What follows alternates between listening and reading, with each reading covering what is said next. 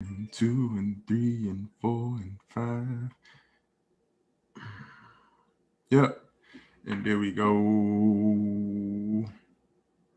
Oh, we are live. We live.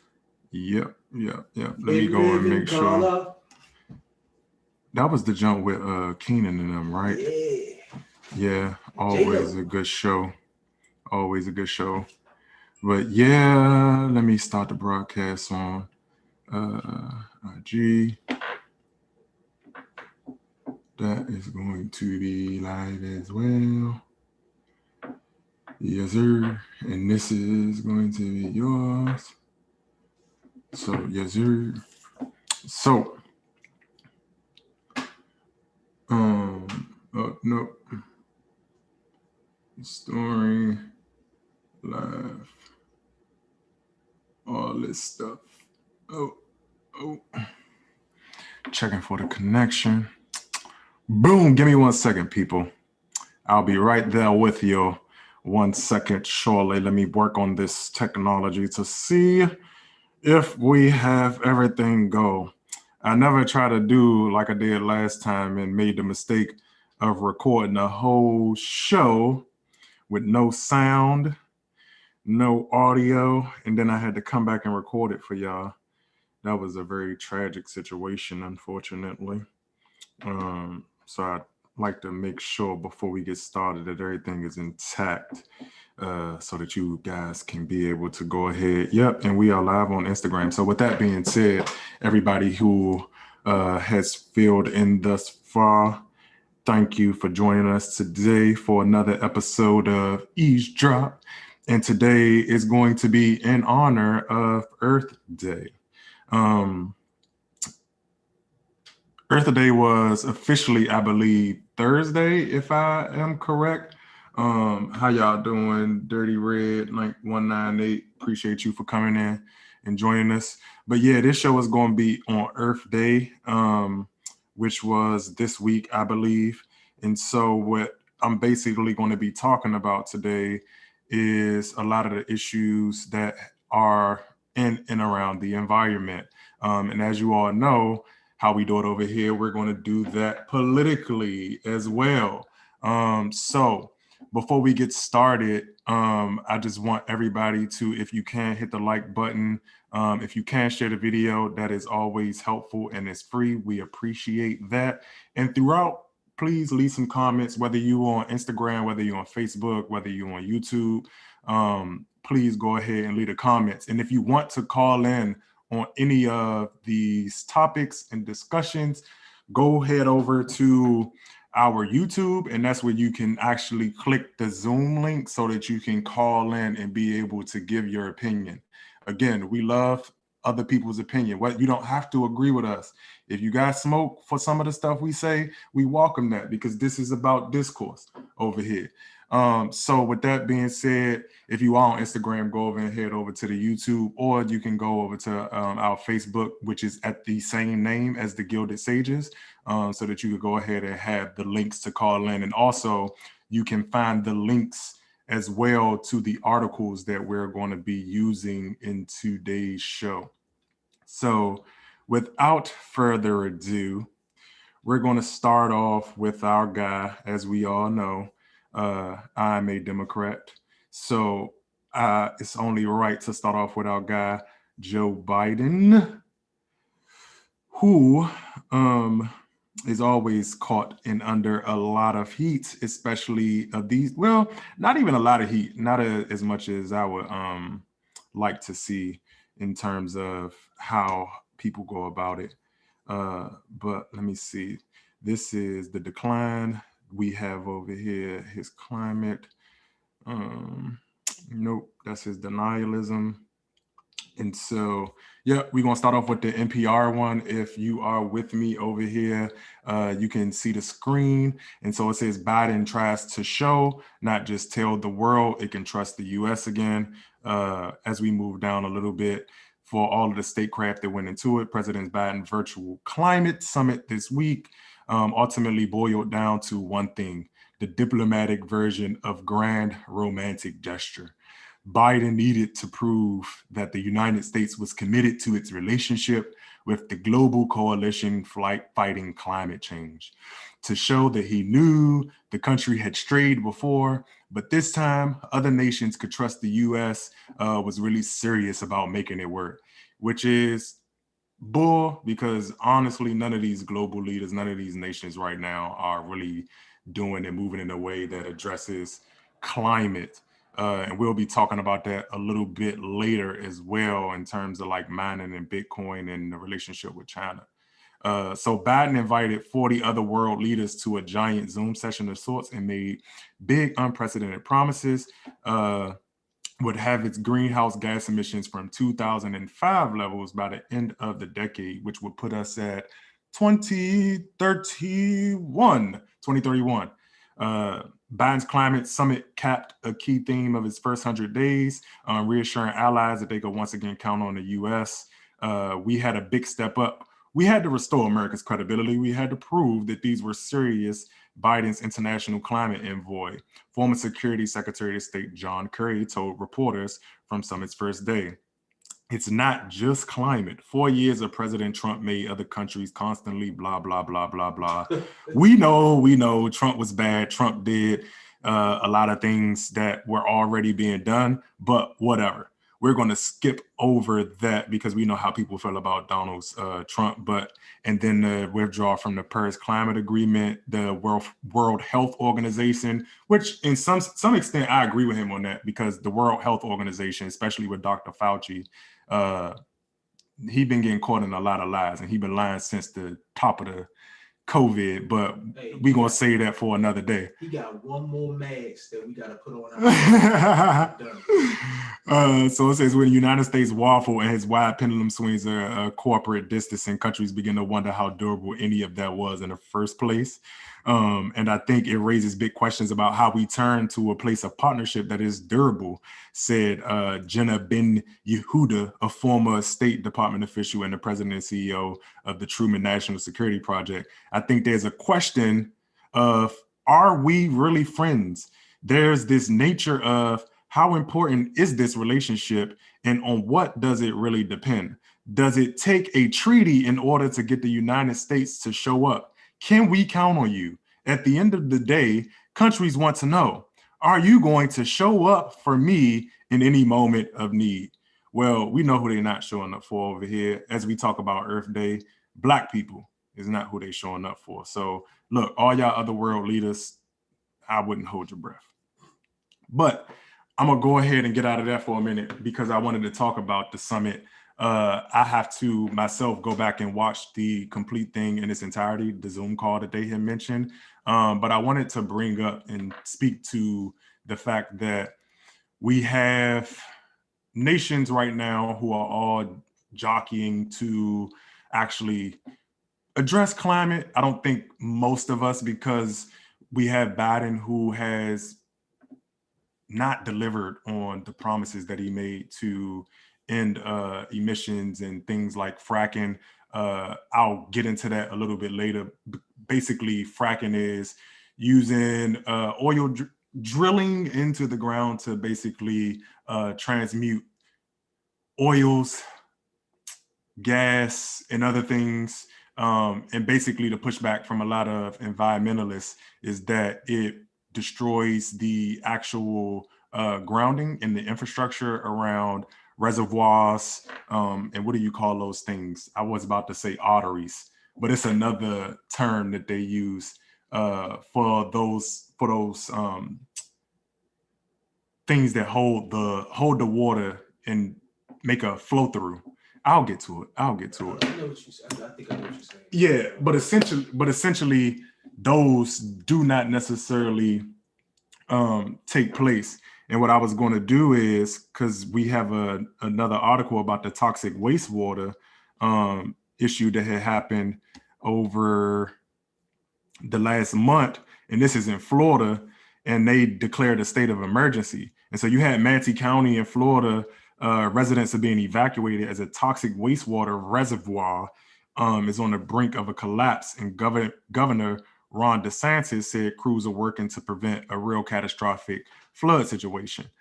Families in at least 316 homes were ordered to evacuate Saturday after officials warned that Piney Point Reservoir, about 40 miles south of Tampa, could flood homes. And so we have incidents like this that are caused by issues in and around the technology that we use to extract natural resources from the earth, whether they be water, whether they be oil, whether they be gases. And then we also have the naturally occurring climate disasters that aren't necessarily, I feel like, addressed in a appropriate manner. The perfect example being what happened in Texas, maybe, I don't know if that was a few weeks or a month ago. But basically, if you weren't watching, there was a snowstorm and basically the grids had went down. About 3/4 of their population lost the electricity. And that isn't the only natural disaster that we've seen. We have other issues where we talk about climate refugees, where people have been uprooted from their homes based on not being able to find anywhere else to go just from natural disasters. And it's unfortunate because how this relates back into politics is because you have elected officials, as we saw in the Texas case, and as we see right now with this administration, and not necessarily banning fracking. You see people not willing to put a lot of money into infrastructure. And granted, I'll give Biden his just due in terms of putting out the infrastructure bill and trying to get ahead of that. I think it doesn't go far enough in terms of the money and what infrastructures we are addressing, because when we talk about the highways, the roadways, a lot of those issues need to be brought up to speed, along with how people's water flow. Unfortunately, another disaster that we can point to, which is still ongoing, and unfortunately, people have not been brought to charge for Flint, Michigan, and their water. That's another example of people having poisoned water systems as a result of fracking.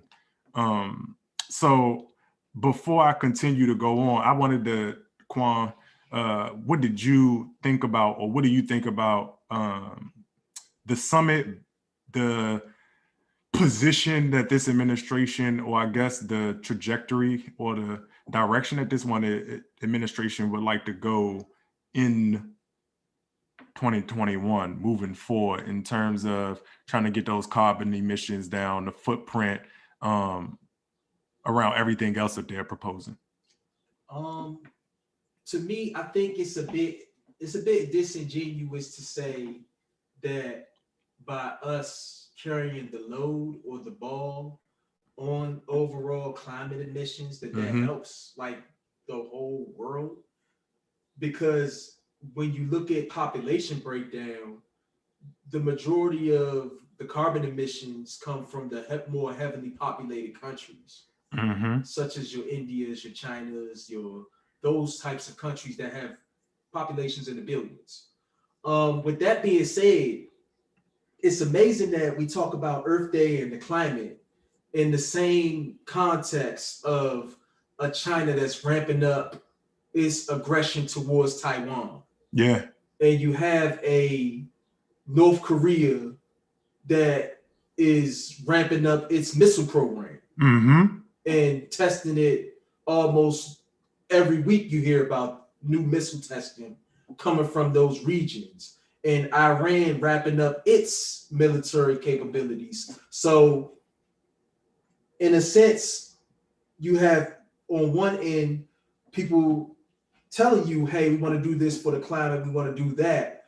But at the same time, everyone's gearing up for what will be more pollutants in weaponry and missiles and consumption, consumer rates. So it's like, okay, what are we really saying?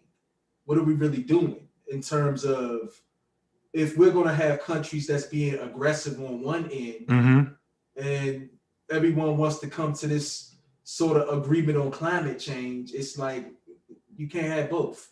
Yeah, I agree. And I think that's the battle of doing it, because I'm gonna pull up next this article from National Review talking about this is the other kind of side to basically the discussion around Joe Biden's addressing or attempt to address climate change. So the first article was more, I would say, leaning towards Biden. This one is kind of, you'll see. We're going to get into it. And I'll say for myself, this one I particularly more so agree with, because again, like I said, I don't think that a lot of these plans and a lot of these bills are and go far enough in terms of addressing whether it be climate, whether it be the economic position of the country. I just don't think that they have put enough money and funds in and around these processes. But with that being said, for everybody who is watching on the actual YouTube or Facebook, you can see what's up here on the screen, and it has Joe Biden's climate denialism. That's the name of the article. And so again, this is in regards to the anticipation of Thursday's virtual leader summit climate, the one that they just reported on. It talks about President Joe Biden declared that the United States had a moral imperative to adopt ambitious goals, like we said, from by 2030, like we just mentioned. Such an effort, if we were serious about it, would entail massive destruction of wealth, a surrender of our international trade advantages, the creation of a hugely intrusive state-run bureaucracy at home, the inhibition of free markets that have helped make the world a cleaner place, and precipitous drop in living standards of most citizens, especially poor. Of course, it should be said that those who oppose the expansion of fracking and nuclear energy, most elected Democrats, it seems, aren't even remotely serious about tackling carbon emissions anyway. Around 80% of American energy is generated by fossil fuels and nuclear right now. So, with that being said, I'm going to go ahead and stop right there before I get into any more of the article, because they had mentioned something very important. So, what they said was,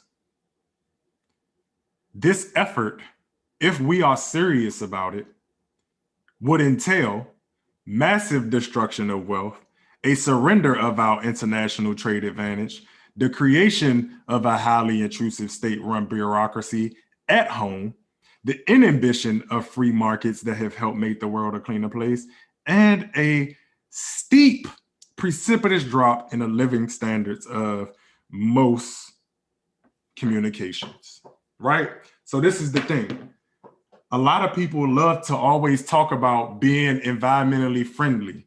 What this article off the back is saying is that we as a community, we as a nation, we as a collective have to understand that if we want the environment to better, we have to become in some way anti-capitalist. Mm-hmm. What it's saying is we have to go against what we are in terms of how much we consume as Americans. Like I have said in previous shows, look, if it does us no good to move to vegan leather, if only to say after we move to quote unquote a healthier alternative is to then consume more of the products that are actually made with that. It would be the same as, say, let's say a vegan with his calories or my calories per se, to say, okay, I'm going to start eating healthier. But at the same time, now I'm going to double my calorie intake because the food is quote unquote healthier. That is counterintuitive and counterproductive. So what we're talking about is a reorientation, a reconstruction of our social landscape and how we just move around and navigate. That means that everybody can't buy the latest car that comes out. That means that companies themselves, and fashion has been battling this. Fashion has been doing a good job in terms of critiquing the industry, in terms of critiquing the model of what we know as fast fashion. Because what happens is we as the consumer want goods at a particular price. So people will complain about, oh, well, I want this shirt, but I want this shirt at $15 or $30. But what we don't understand is when we look at the supply chain, when we look at how all of these different levels of how a product comes to the floor before you're able to buy it, you're asking a business to exploit multiple series in a supply chain. So that means that either we're going to have to let up, or we're going to have companies that say, we're just not going to produce at the same rate. Same go for politicians, right? We're going to need politicians to actually tell people, no, I'm not going to give you what you want, because what you want right now is a detriment to our society. So off of that first Joan alone, what you think? Because I think that for me is the larger takeaway in terms of us reorienting ourselves as a nation, as a collective, in terms of how our whole identity as a nation is built in and around consumerism. Whether individual people don't feel like they are, we're not talking about that right now. We're talking about, as America, the land of the free, of milk and honey. You come here because you want the monies. Whether you're sending it back or whether you're keeping it or whether you're trying to become the next Jeff Bezos. Bezos a bust, right? Everybody's striving to be Bezos a bust, Steve Jobs a leave, right? I just came up with that off the top of my head. But no. like I was saying, man, it's gonna be a lot of this for me. You cannot tell me you care about the environment and the only thing you do all day is shop on Amazon Prime. I'm sorry. You can't tell me on one end, I love the environment, but everything I get is Amazon Prime. Hey, bro, I feel like you attacking me. What you trying to say? Hey. What? Because I got Prime? I'm a bad person? Is that what you saying to me? No, I'm just saying you can't tell me on one end. I feel attacked. You love the earth. I feel attacked. But you want to use all of the resources that pollute the earth in order to get your stuff at your front door. Where you can save your carbon footprint in one day. Your carbon footprint by just going down to the store and get your syrup or your sugar. In one day. You know what I'm saying? Absolutely. But let me no, for go real. Ahead. Like, well, we have to be way more conscientious about who we consume and what we consume and what that does to our environments. Because it makes absolutely no sense that it took a pandemic for some countries to see the sun clearly. For the animals to come back. They said they were endangered species. You living trifling out here. That made a comeback during the pandemic. You went from endangered to making a comeback, man, due to the pandemic.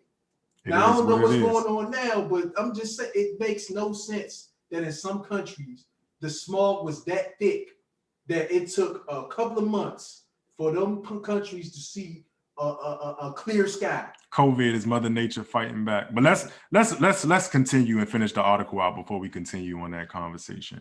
To reach Biden's goal, the United States would need to envelop most of the nation in panels and windmills, and they rely on enormous Gaian prayer circles. May she grant us sunshine and gale force winds. We would be compelled to eliminate most air travel in cars. Making new ones produces lots of carbon emissions, and retrofit every home, factory, warehouse, and building in America to utilize this type of energy. We would need to dramatically cut back on our meat and dairy intake as well. So now I feel attacked. Oh yeah, we gonna go there. And that's why this article was probably one of my favorites as I was reading, because it was attacking us, the mass, because a lot of the times the mass isn't attacked.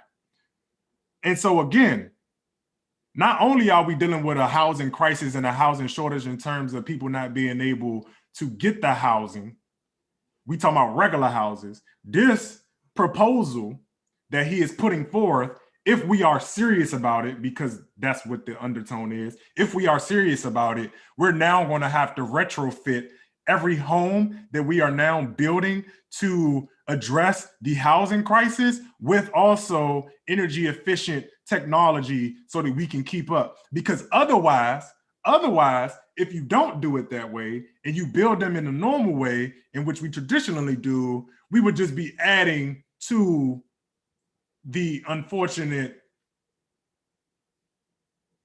pollution of the environment, unfortunately. So you tell me black folk can't even have a cookout no more? We can't even use the code. Nah, we can. We on collective big stuff right now. You can have your cookouts, please feel free. But we will also need to cut back on our meat and dairy. So yeah, I'm attacking you right now.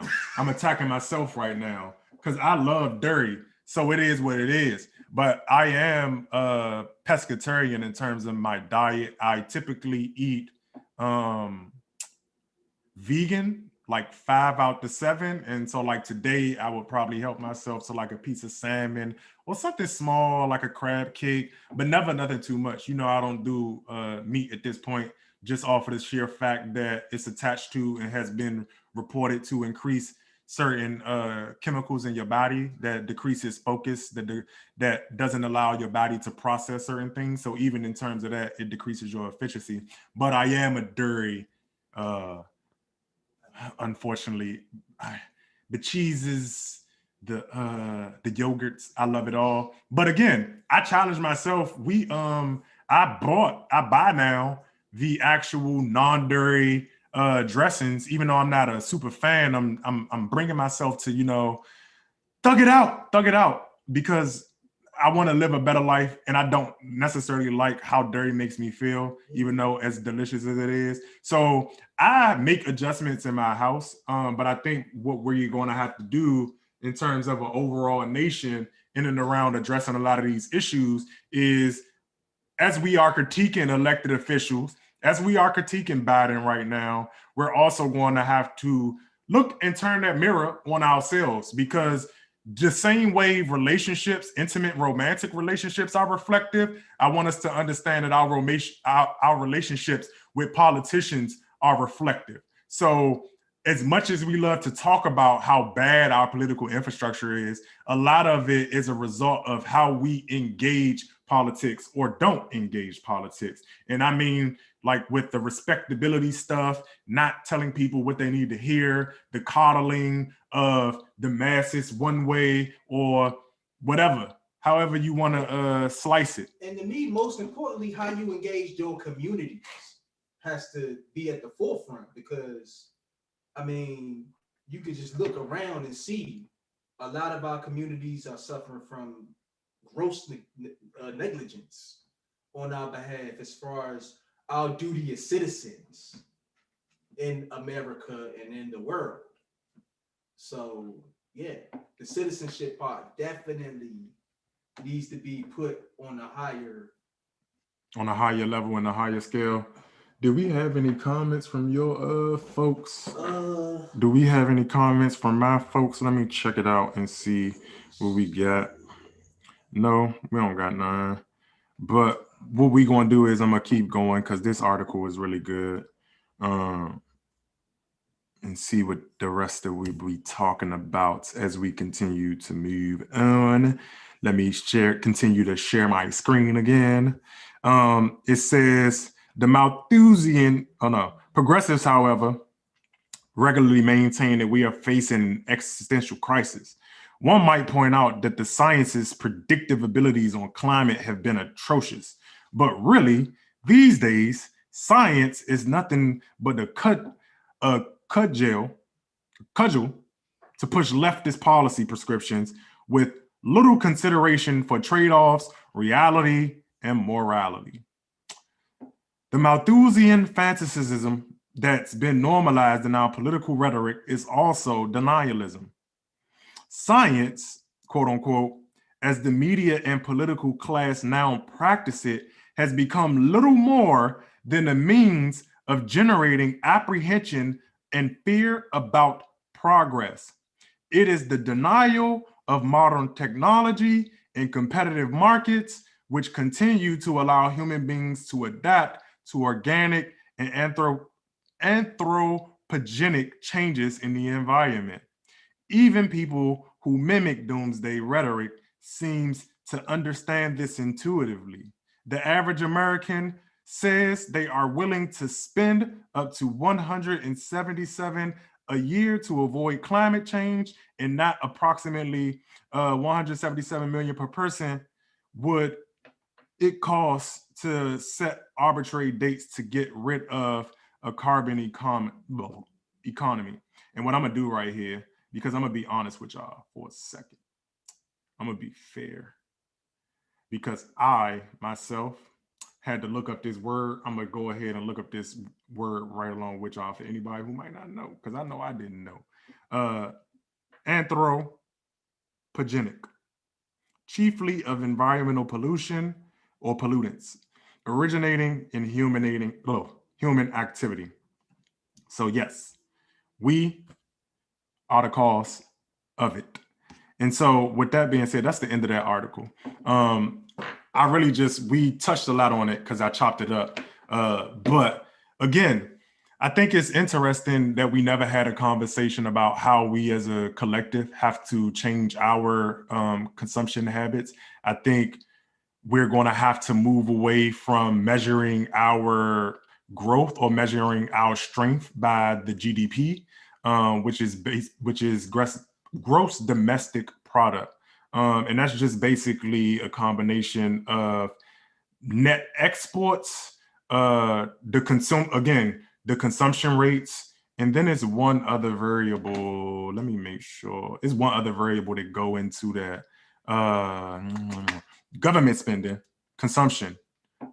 So that is what's going to make up your GDP. And so what we are going to have to do if we really want to be serious about, justice, environment, and all of these different things is focus on new tools of measurement. So we're going to have to find new tools to measure and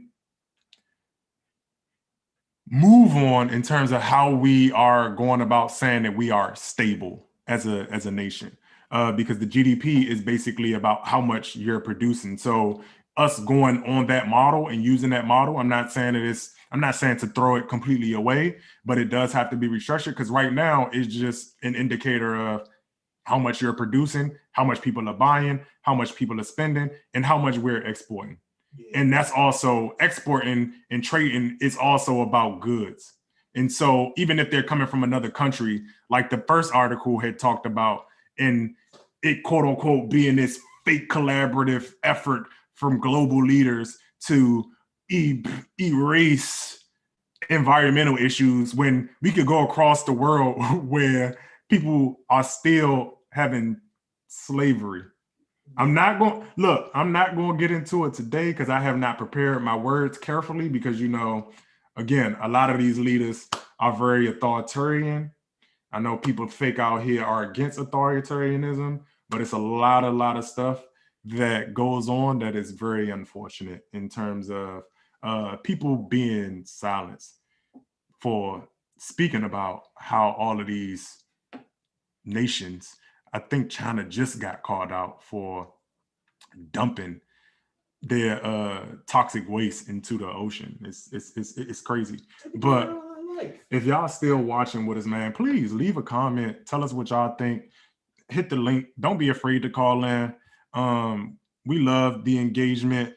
Even if you disagree with what I'm saying, please call in. Let me know what you think about environmentalism.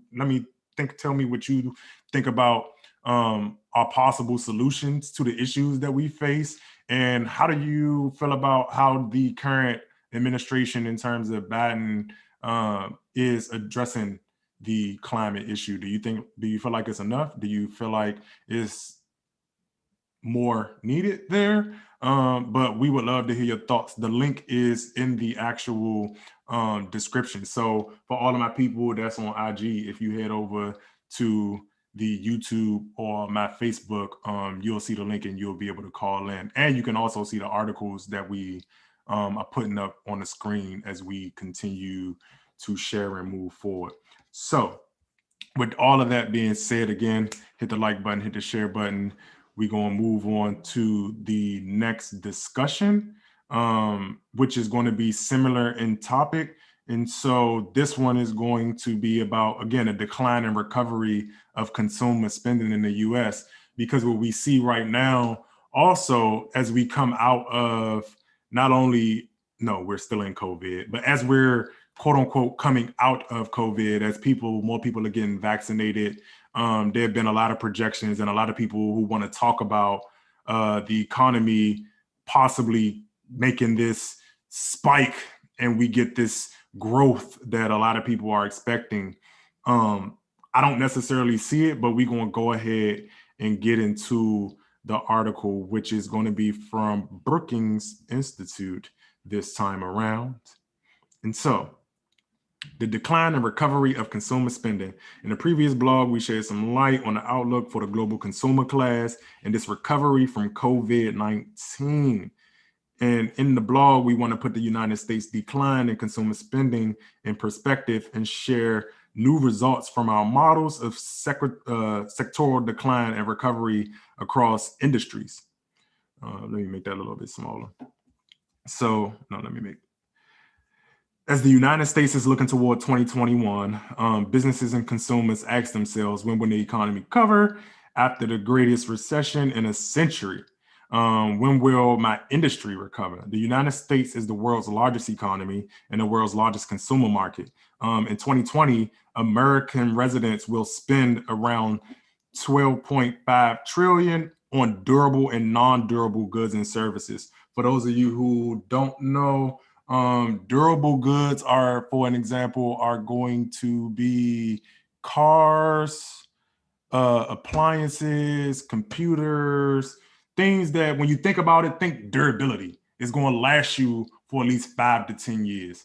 And non-durable goods are those things that we would consider perishables, or like your dish detergent and things like that. And it's important to understand that for what I'm about to go into, because it'll tell you.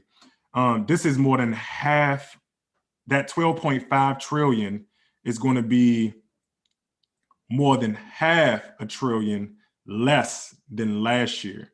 It is likely to take until 2022 before personal consumption expenditures recover to where it was in 2019, and given population growth of 2.5 million people over a year. And what I'm going to do is stop really real quickly, because economics is like a weird, crazy kind of ballpark. And I'm no expert. Please don't ever get it twisted. I'm no expert in economics. But what I will say is that it's important to know that when we talk about consumer goods, or when we talk about, durable and non-durable goods, the durable goods, when people stop purchasing those, that's going to be, or I would say economists, from what I've read, tend to focus on the durable goods and how they're doing, because they say that the non-durable goods are going to remain consistent, because those are things that you need day in, day out. And so when you look at the durable goods, it gives you a better indicator of how your economy really is doing. So I just wanted to say that before I moved on. They might, I think, say it in this article. And so the fall in consumption, however, has not been even across sectors, as is now well known. The collapse in consumption has been heavily concentrated in services, while consumption of goods has had a very modest decline. And so, no negative impact. In some sectors such as food, housing, and financial services, consumers are expected to spend more in 2020 than they did in 2019. That trend is going to be continued. People still need to eat, and they know how to cook more at home than ever before and manage their money. Specifically, consumer spending on food, beverages sees 84 billion increase from 2019 to 2020. the largest growth of any sector. And then you have severe contraction, fast recovery. For other aspects of the American economy, the pandemic has resulted in severe contraction in consumer spending, with some sectors recovering faster than others. For example, food services and accommodations decreased by 186 billion, and transportation decreases by 174 billion. Despite COVID-19, health spending has been declining sharply, decreasing by 148 billion as many Americans delayed or skipped their visits to health professionals. Recreation decreases by 86 billion in 2020, right? And so I'm gonna stop there a little bit because I want to touch on a few things. Now, notice what industries fail. When we talk about service industry, when we talk about recreation, and when we talk about health, those industries are going to be super important because those are going to be the things that are going to be able to keep people moving and engaged in terms of at the base level of having a healthy society. Those numbers are continuing to decline, right? And so as we juxtapose, now keep that in mind, we got service industry, food, health, and what was the other one? No, those were the three. So we got food, then we got service, and then we got the health industry are taking severe contractions, right? And so then we have housing and all of these other industries that aren't necessarily taking a large hit, even though it's backsliding a little bit. So when we talk about a plan, when we talk about a Biden plan that, you know, comes out to also, we have, what was it? No, I was about to say Make America Great Again plan. No, that's not it. Not the American Rescue Plan. What was the, Was it, no, it wasn't Buy America. Yes. Buy America. Because that's going to be key, because now we're talking about, like we mentioned in the last article, we're going counterintuitive from stabilizing and pulling back from economic growth to bolstering it. And again, all of this is attached to and laid on top of having wealth calcification in America at the same time.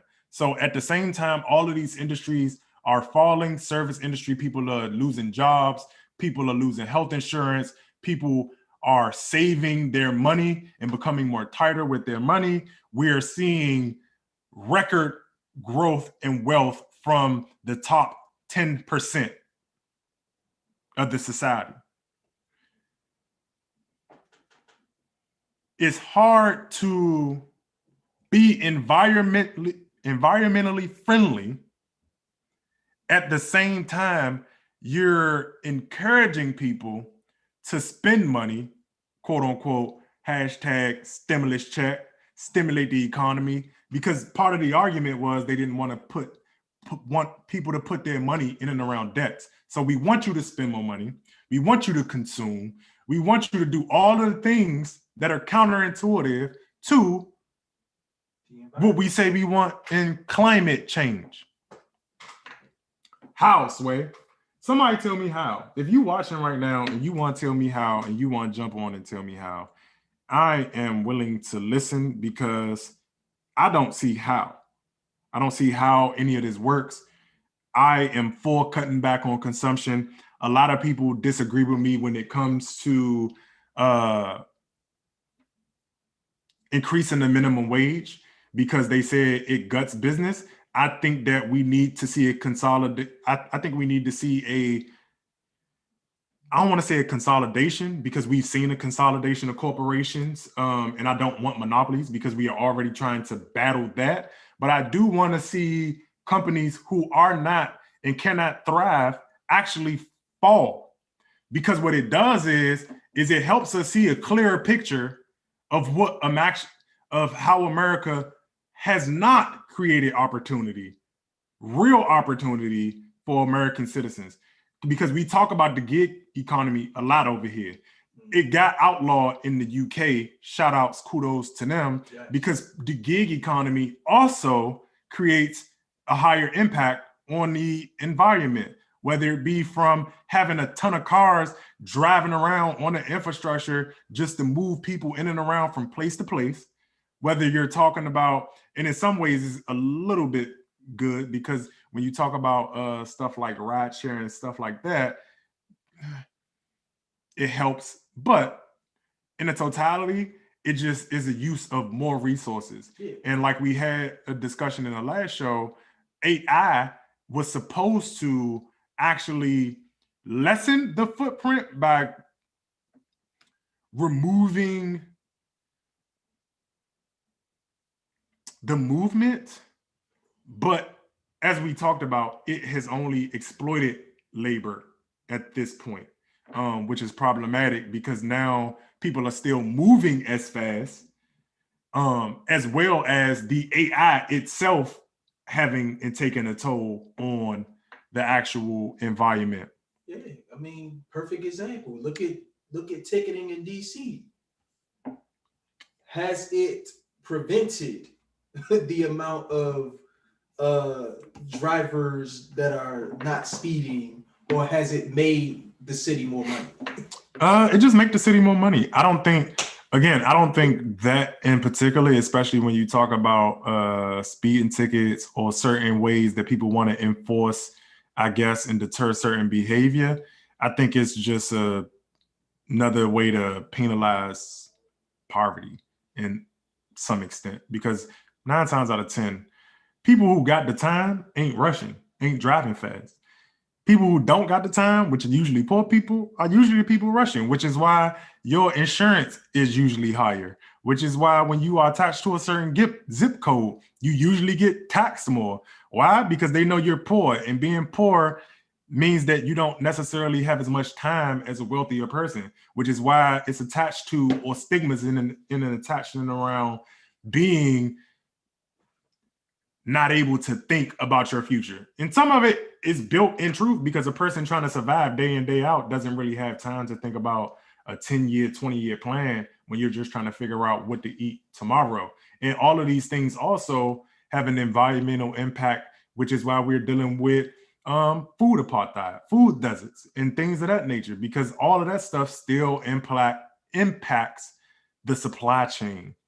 And how things are coming to us in terms of if trades, exports, all of that stuff matters.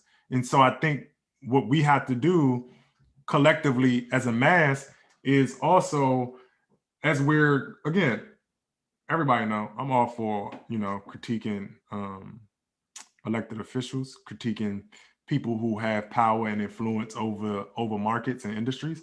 But I think we as consumers of these markets and industry also have some stake in this, because people a lot of the times complain about whether it be the shows, the type of music, the type of this, the type of that. We also still continue to support it. Yeah. So even, again, like Jeff Bezos, we made the joke earlier, Jeff Bezos a bust, but it is what it is because people still continue to support Amazon. Yeah. And so you got to make the decision of, do I want to continue to push into something that doesn't necessarily have my benefit? And so before we go ahead and get into the next segment, do we have any comments or anything from anybody that they wanted to share? And again, if y'all want to jump in, hop in, give your own opinion on what it is, the link is in the description along with all of the articles that we are using for today. So please, can you just go ahead and hit the like button, hit the share button. We appreciate y'all for joining us on this Saturday. We're going to go ahead, though, for the sake of everybody's time, get into the last article. And this is going to be about y'all very own. Shout out to Quan for hipping me. We talking about the Bitcoin and the crypto, right? Because again, this is we love to talk about climate, all of these different things, holding officials to account. But Bitcoin came about, right? Mm-hmm. cryptocurrency, which Bitcoin is a type of cryptocurrency, came about. We saw the battle of crypto versus fiat. Can crypto overtake fiat? We saw the debates. We saw the madness. We saw everything in and around it. And I didn't really speak on the whole Dogecoin thing, but I wanted to bring it up because Quan got a lot to say about the Dogecoin, and he's way better and more up to speed on the actual what do you call it? The actual crypto stuff more than myself. But what I did do for y'all is, again, if you are watching on Instagram, please head over to the YouTube to subscribe so that not only you can get the updates to the other content that we do, but you can also see the article that I'm about to bring up, because I don't just like talking out the side of my neck. Environment, cryptocurrency. Let's go. Don't kill me, people, because I know y'all loving the crypto, but don't kill me. We gonna go to the Guardian. This is Saturday, February 27th, 2021. Electricity needed to mine Bitcoin is more than used by entire countries. So the cryptocurrency's value has dipped recently after passing a high of 50,000, but the energy used to create it has continued to soar, doing its epic rise, climbing to the equivalent to the annual carbon footprint of Argentina, according to Cambridge Bitcoin Electricity Consumption Index, a tool from researchers at Cambridge University that measures the currency's energy use. We're going to jump down a little bit. Here, y'all can see this actual chart. You see the upper bound, lower bound, and the estimate. And then you see right here how this upper bound creeps all the way up to 400 terawatt hours in it's past 2020, but you see how it was steady, and now how that boom. I think that has a lot to do with users. But before we get into that, let's finish out the article, Quan. Wow, the recent fall has dented Musk's fortune, Elon Musk. Bitcoin also poses a threat to the company's mission. And I want y'all to know that Elon Musk is not a great person. From South Africa, last time I checked. And the business practices is why he's mentioned in here. You should all probably go look it up. Again, the link is in the description below. You can click on it. Let me see. Yeah, you can click on it and go to it and check it out for yourself. But we're going to jump down. Bitcoin mining, the process in which a Bitcoin is awarded to a computer that solves a complex series of algorithms, is a deeply energy-intensive process. Mining Bitcoin involves solving complex math problems in order to create new Bitcoins. Miners are rewarded in Bitcoin. Earlier in Bitcoin's relativity short history, the currency was created in 2009. One could mine Bitcoin on an average computer, but the way Bitcoin mining has been set up by its creator or creators, it is that there is a finite number of Bitcoins that can be mined, 21 million. The more Bitcoin that is mined, 21 mines, the more Bitcoin that is mined, the harder the algorithms that must be to solve a Bitcoin become. The amount of electricity used to mine Bitcoin has historically been more electricity used by entire countries like Ireland, said Benjamin Jones, a professor of economics at the University of New Mexico, who has researched Bitcoin's environmental impact. We're talking about multiple terawatts, dozens of terawatts, a year of electricity being used just for Bitcoin. That's a lot of electricity. Proponents of Bitcoin say that mining is increasingly being done with electricity from renewable sources. That type of energy becomes cheaper, and the energy is used far lower than that of other more wasteful uses of power. The energy wasted by plug-in but active home devices in the US alone could power Bitcoin mining for 1.8 years, according to Cambridge Electricity Consumption Index. So it sounds like they're working on newer technology to be fair. But it talks about environmentalists that say that mining is still a cause for concern, particularly because miners will go wherever electricity is cheapest. And that means, and that may mean places that use coal. According to Cambridge, China has the most Bitcoin mining of any country by far. While the country has been slowly moving toward renewable energy, about 2/3 of its electricity comes from coal. A paper from 2018 from the Oak Ridge Institute in Ohio found that $1 worth of Bitcoin took 17 megajoules of energy. That's double amount of energy it took to mine $1 worth of copper, gold, and platinum. Another study from the UK published last year said that the computer power required to mine Bitcoin quadrupled in 2019 compared with the year before, and that mining has had an influence in prices in some power and utility markets.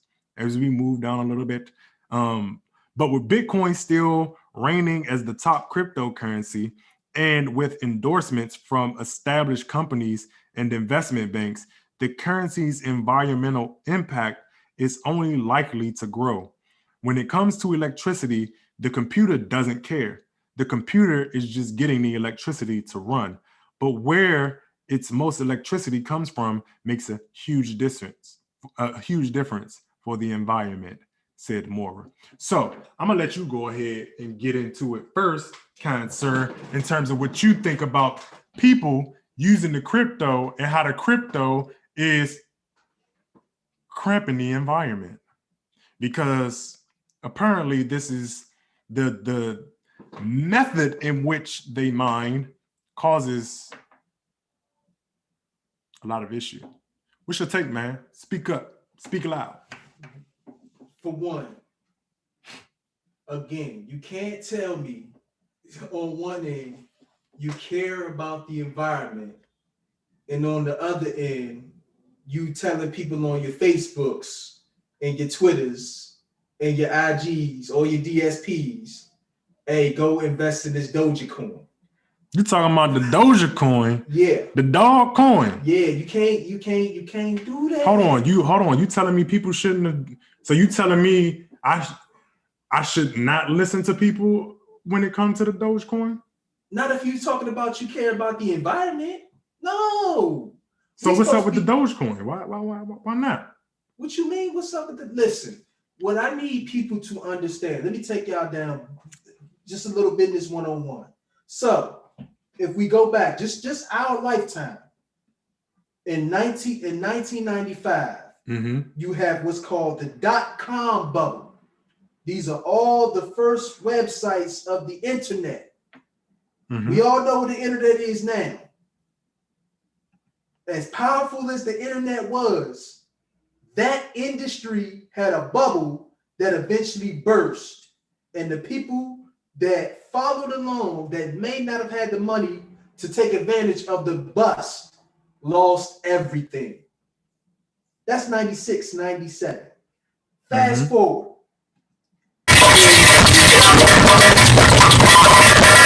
8-ish.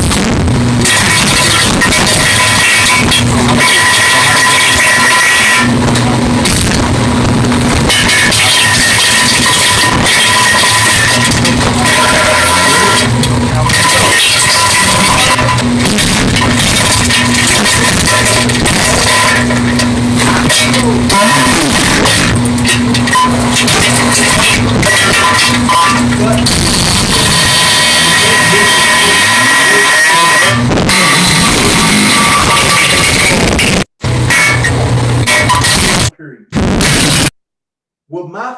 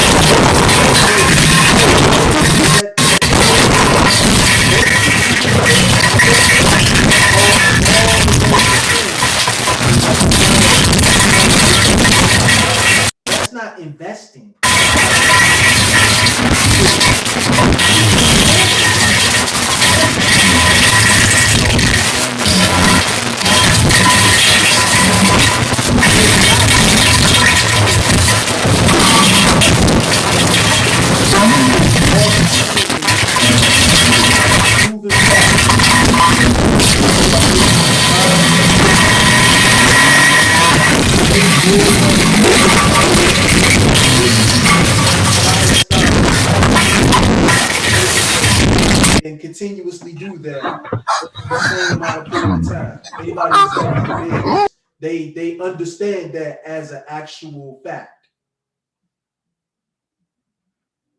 So in closing, to me, this is another bubble period that unless you're able to take advantage of people coming in, you will inevitably lose a lot of the money that you end up gaining in even investing in the coin. Well, hopefully, let me see, because somebody said that it's glitching. Hey, everybody, for joining. Thanks for joining us on the IG feed. We make sure everything is going straight. Make sure everybody's still with us. We appreciate y'all for joining us in this conversation. We getting close to the end. We almost finishing up. But my last comment is on the Doja Coin thing. You know, it is what it is, because in the end, I think a lot of people are going to have to just learn the hard way about a lot of things. Because for me, I didn't necessarily get into cryptocurrency or investing. We've had a conversation on the show about this, because you got to understand that when you talk about actually, you could go ahead and just go ahead and take it off. It's all good. But once you talk about and you get into the things that happen, like the whole GameStop situation, and you talk about how these people are rigging it. Because even I saw an article in regard to the Dogecoin thing about how now they aren't allowing people to, I guess, opt out, or like it was something that I was seeing people saying that they couldn't do on the day that it was going up. But I wasn't surprised, and I don't necessarily know or understand as to why people still want to participate in an industry or a market that has been proven to not allow users to matriculate in a way where it is of value. Because yeah, like I said last time, you can make $7,000, $6,000, but when you talk about being in a whole system, that $6,000, $7,000 isn't going to necessarily do too much for too much good for you in terms of actually getting where you're trying to go, because you're also at the same time, again, it's counterintuitively giving and feeding other people who are also using that leverage to undermine you. So for a simple example, let's take Robinhood. You're using Robinhood. Robinhood makes money off of you using Robinhood. They also said themselves that they have stake in a lot of the stocks and trades that go on their platform and others. And so while you're doing that and you're winning as an individual, understand that you're now empowering bad faith actors, as well as what we just discussed a few minutes ago is the process in which mining and how it occurs also destroys the environment. And again, we talking about this today because this is the Earth Day special, and we talking about consumption, and we talking about how much people consume, and how with this whole plan that Joe Biden has put out and put forth, this aggressive plan to get us down to 2005 levels by 2030. How are we going to do that if we're encouraging people to become even more capitalistic in our nature? And again, I'm not against capitalism. I'm just asking the question. How do we, as we read in an article earlier, what it takes to reach these goals, how do we do that and yet still encourage people to, quote unquote, chase the bag? Don't work, man. But thank y'all for coming out today, man. We appreciate y'all for coming. We just wanted to drop in on the Bitcoin thing because we know cryptocurrency is definitely a huge and popular and growing industry. Again, I don't believe it'll ever overtake fiat. So I think it's has its pros and its cons, but I think right now the cons still outweigh the pros in the larger scheme, the larger grand scheme of